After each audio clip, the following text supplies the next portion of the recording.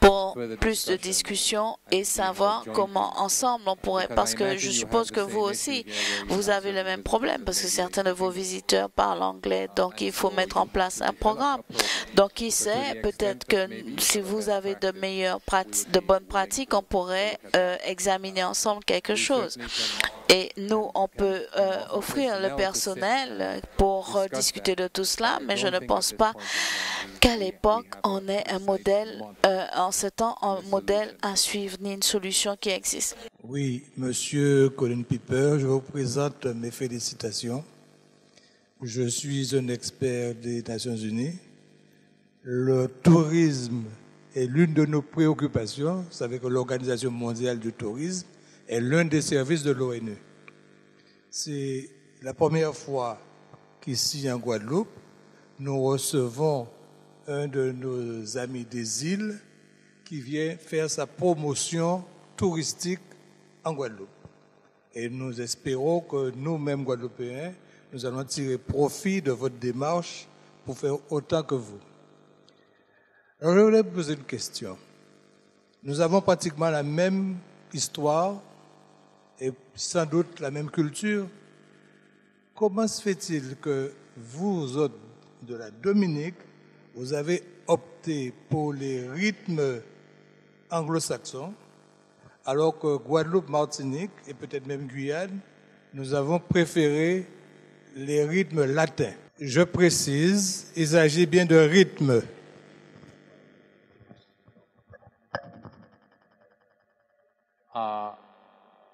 I'm not sure how to answer that. Je ne sais pas comment répondre à cette question.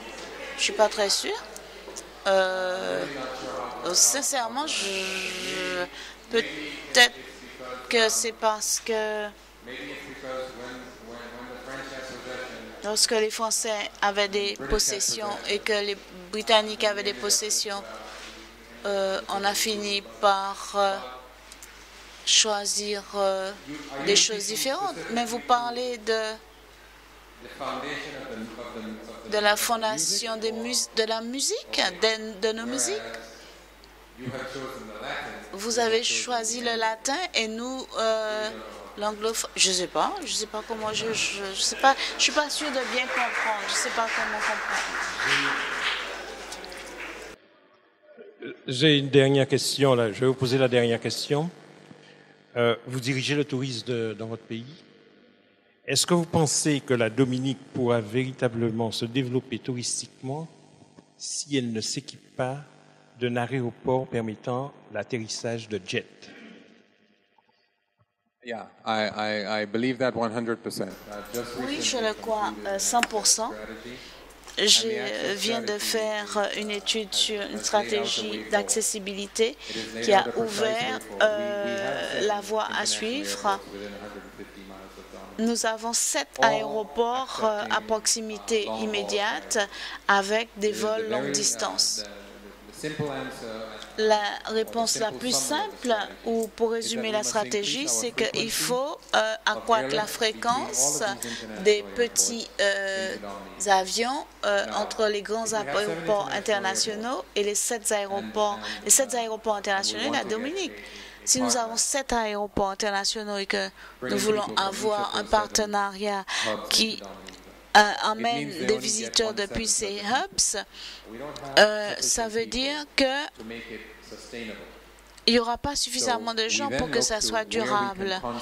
Donc, on ne peut pas avoir juste un visiteur pour un avion qui vient à la Dominique. C'est pas rentable. Donc, il faut véritablement choisir 3 hubs ou 2 hubs, avoir les gens qui viennent pour la Dominique là, et ensuite avoir des petits avions qui emmènent les gens vers la Dominique. Nous n'avons pas la possibilité pour les jets, mais et donc Nous avons donc des facilités, des structures insuffisantes. Nous croyons que nous pouvons faire grandir les choses, mais il faut simplement avoir des partenariats avec l'aviation civile autour de nous, accroître la fréquence des vols entre les 2 ou 3 hubs qu'on aura choisis et la Dominique. C'est notre approche fondamentale, avoir donc des petits courriers entre ces 2 ou 3 hubs et la Dominique. Le gouvernement est d'accord, les parties prenantes du tourisme aussi sont d'accord et il y a une collaboration renouvelée dans les partenariats publics-privés pour que ça fonctionne parce que nous réalisons que à l'heure actuelle, la seule possibilité qui nous est donnée, même si nous voulons nous voulons un aéroport international, ça va prendre 5 ans au moins. Et ce qui va se passer, c'est qu'il va quand même falloir mettre en place une solution à court terme et moyen terme. Et si ça fonctionne à court terme, alors ça deviendra la solution à long terme. Quel est le pourcentage du tourisme, de la contribution du tourisme sur le produit national brut, le PNB? Et vous avez dit, quel est l'objectif que vous avez en nombre de visiteurs? Quelle est votre espérance? Pour la contribution au PIB, au PNB, la manière dont on calcule la contribution du tourisme dans nos chiffres nationaux n'est pas correcte. Et donc, si officiellement on dirait 3%, l'Organisation mondiale du tourisme, au travers des économies de l'Oxford, vous diront que c'est plutôt 19%. Donc, nous sommes en train de mettre en place des comptes satellitaires du tourisme pour avoir de véritables indicateurs financiers et de revenus. Basés sur des enquêtes, à l'heure actuelle, le tourisme rapporte environ 300 millions de dollars EC, un peu moins que 100 millions d'euros, je dirais, en termes d'activité économique. Et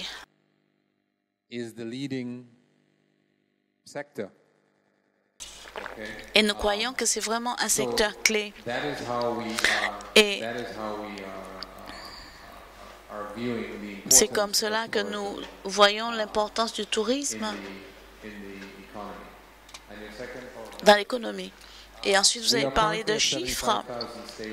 À l'heure actuelle, on a 75 000 visiteurs qui demeurent pour plus d'une journée et plus de 250 000 passagers de croisière.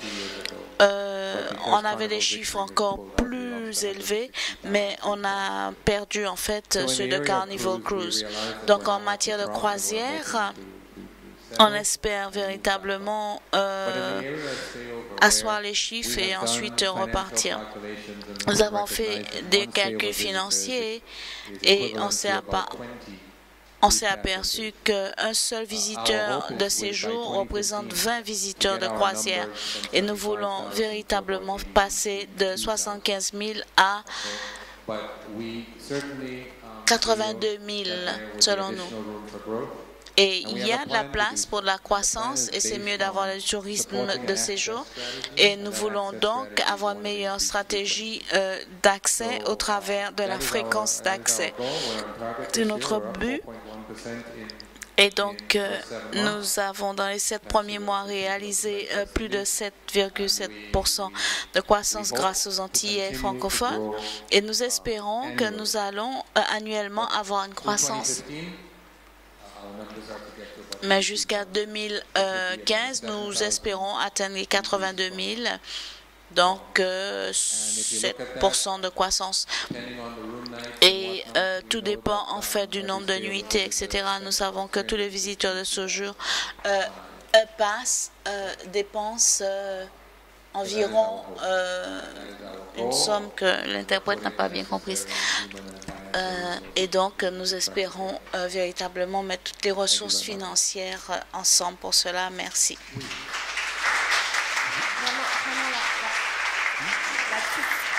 really the very, very last one. Oui, mais nous avons parlé de tourisme et d'échange en deux pays qui s'y proches. OK? Donc, en tout cas, dit que est-ce qu'en dehors des grands événements tels que le World Festival et autres événements que Zoka a promotionnés, que les barrières administratives ont frein au développement du tourisme et est-ce que le tourisme a souffert justement des problèmes administratifs quand nous savons que d'une part, pour recevoir les Dominicains ici, c'est tout un problème important, mais récemment, Madame Teka dit moi qu'il partit faire du tourisme à la Dominique, papier en règle, arrivé au port, il y a un qui dit vous pas aller plus loin, depuis bateau l'arrivée jusqu'au départ, il pas attraper ni de l'eau, ni manger, ni rien, il pas bailler point d'explication et que ça peut être moins aussi posant problème pour l'échange entre la Dominique et la Guadeloupe, donc on freine au développement du tourisme. Est-ce que vous pouvez percevoir ça comme ça? People make the administrative policies, c'est que and so monde people qui can make the fait difference. toute politique ailleurs et donc c'est monde qui peut faire différence là. Et c'est en nous tous, nous pouvons faire différence là, nous en Guadeloupe, en Martinique, en Dominique, c'est monde qui peut prendre responsabilité à eux pour y certain que monde qui voyager, que monde peut passer. Et c'est nous aussi qui pouvons prendre responsabilité en nous pour savoir que nous savons qui nous accueillir monde qui viennent visiter pays en nous. Il y a des bulletins administratifs que nous ne pouvons pas faire autrement, des bulletins qu'il y a un vrai sécurité à chaque pays, en chaque nation. Obligation et moi c'est en directeur tourisme à pas moins qu'influencer ces qualités bulletins là ça on peut parler de ça et de l'impact ça peut et qui gens ça a bloqué monde pour entrer en pays là mais en cas quoi que de manière générale tout problème qui arrivé c'est ça arrive dans toute région là en fait et ça a bloqué toute région là et You cannot fly directly from Dominica to a number of places. Parce que tu ne peux pas aller directement dans l'avion pour Dominique, faut aller Barbade, faut aller d'autre côté, ça c'est un problème aussi. Et donc, ni des gens qui ne veulent pas aller Dominique parce qu'il y a pas trop de temps en avion à l'aéroport. Mais nous avons essayé vrai, malgré toutes ces difficultés-là, qui nous peut faire avec d'autres politiques et changer ces bulletins pour que nous tous puissions bénéficier de tout ça nous avons fait. Colin Piper.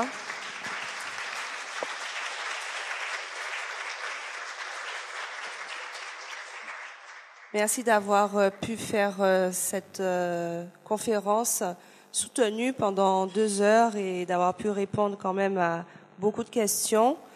Je remercie également le public venu nombreux d'avoir fait le déplacement. Et je rappelle quand même que dans le cadre de la présentation de Colin, il envisageait une mise en perspective en termes de projets de coopération entre la Guadeloupe et la Dominique dans le secteur du tourisme culturel, mais aussi de l'écotourisme et du tourisme sportif. Je pense que la Grande Épopée en est un exemple. Discover Dominica est un partenaire de l'association Lakanawa sur ça. Nous sommes partenaires de l'association Lakanawa.